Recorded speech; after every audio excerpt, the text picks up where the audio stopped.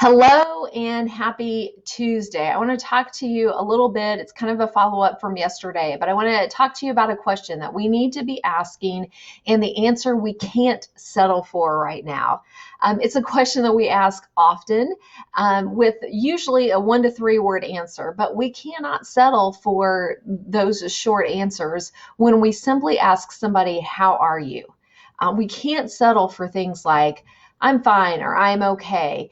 How are you is a pleasantry that we recite, daily, probably multiple times a day, in passing, maybe if you're, of course, we're social distancing right now, but if you were, going in and out of it, passing somebody going, one going one way, the other going the other way, you'd say hi, "Hi, how are you?" And usually it's a "fine" or "I'm okay," and it followed by "and how are you?" And of course we would, just say "fine" and be done with it. But the thing is, I can tell you that nobody is really fine right now, and that's okay not to be fine right now. We need to be asking this question to one another, and then we need to wait for a real answer. And that answer may change from day to day, it may change from hour to hour. So we need to be asking that question regularly. It might be your spouse who's checking in with you, a friend who's checking in with you, maybe even a professional. And it's okay to need to talk to a professional about, how you're feeling, some of maybe the anxiety or whatever you're going through. I often say there's no right or wrong answer, but really there is a wrong answer right now, because okay or fine is just not an answer that we can settle for anymore. And it's not an answer we should be giving anymore. Now, you may be having a good day or a good time, and I hope so. And I'm not saying that I want you to be, caught up in fear and anxiety and negativity all the time.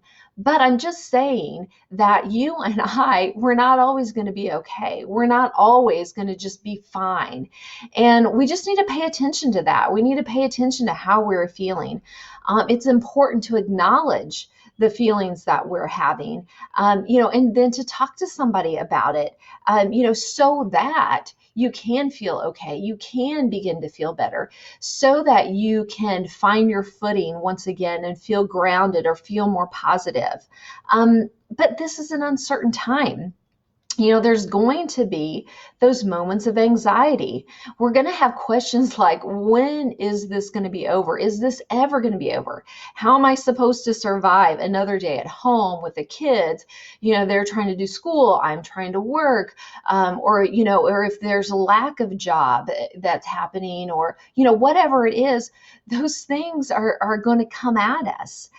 So we need to be asking the question, "How are you?" And we need to wait for the response and not settle for just a passing response.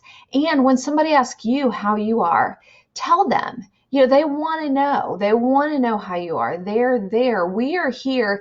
You've heard it. It's a hashtag now, "in this together." And we really are in this together. And we really do need to be carrying each other's burdens and shouldering this with one another. When somebody is having that better day or having that good day, then that's when we reach out and we ask our friend or our neighbor or our family member, what is concerning you right now? What are you struggling with right now? How can I help ease that burden? And when you're the one that feels like the weight of the world is on your shoulders, and you're not okay and you're not feeling fine, reach out and let that family member, that friend, that your counselor, that professional, whatever, share some of that burden, share some of that load. That's what we're here. That's what this "in this together" is all about.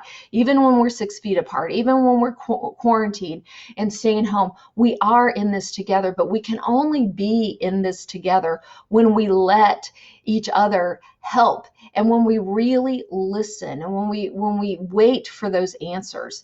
And then the other thing is to ask our kids this as well.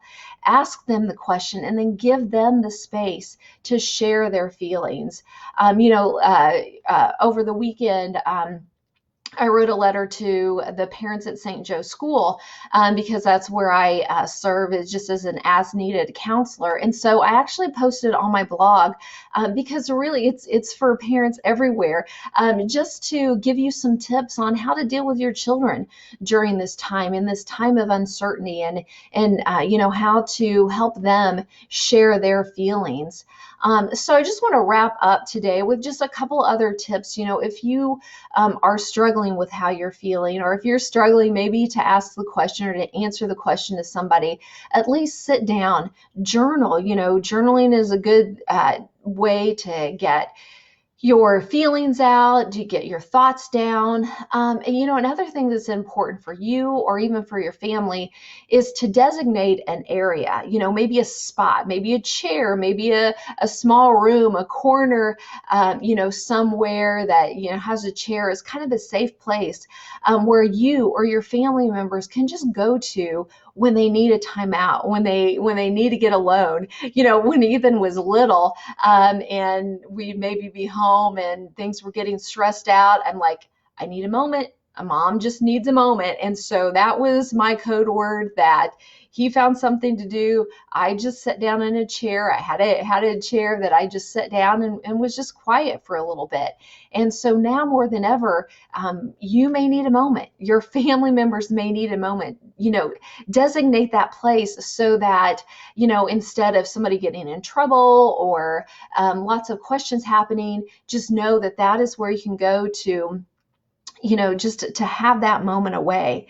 And of course, and it's not the last thing on the list, it's really the most important thing, and that is prayer and time in God's word and spending time with him and being reminded that, we are in Holy Week.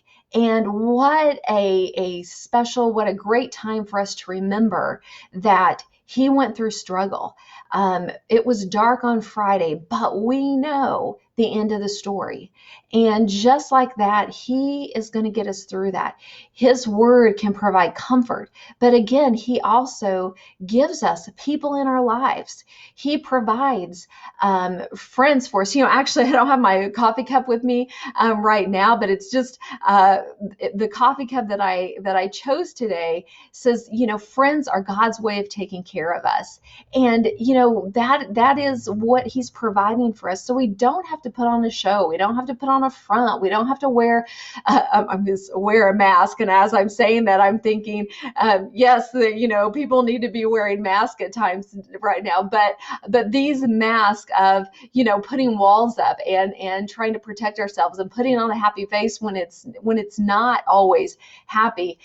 This is not the time to be wearing those kinds of masks. This is the time to allow the people in your life that God has placed in your life to help carry that burden. But it's also the time for you to be that person as well for somebody else. So I am asking you, how are you? And I want to know, feel free to message me, to send me an email, but then turn around and ask somebody else that and wait for them to answer. And if they say, I'm fine, if they say, I'm okay, say, no, I don't think you are. How are you really feeling? I'd rather hear them say, it's a good day and I am feeling so blessed because this happened today and God really showed up for me today. That can be happening. And then there are, of course, like I said, the overwhelm, the questions, the stuff that you're dealing with, whatever those are. We're feeling more than fine. We're feeling more than okay. And now is the time to ask those questions and answer those questions. So how are you? I hope that this is a good day. I hope that you can get outside, get some fresh air. It's World Health Day, and I said one of my simplest tip for being healthy is a daily dose of Jesus and fresh air.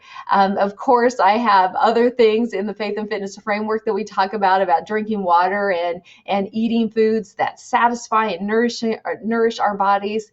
But if you don't do anything else, the best things for your overall wellness wellness is that daily dose of Jesus, and get outside, get some fresh air. Even if you sit on your porch or on your back step, if you can go for a walk, that's great. But those things are really energizing, and they can just work for our soul, work for our spirit.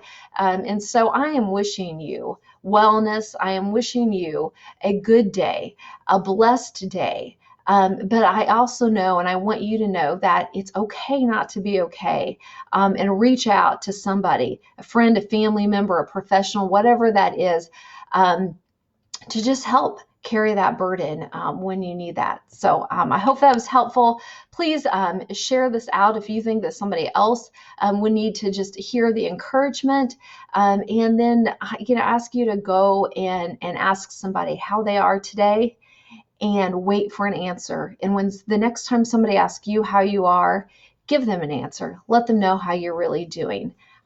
So have a great day, and I'll talk to you again soon.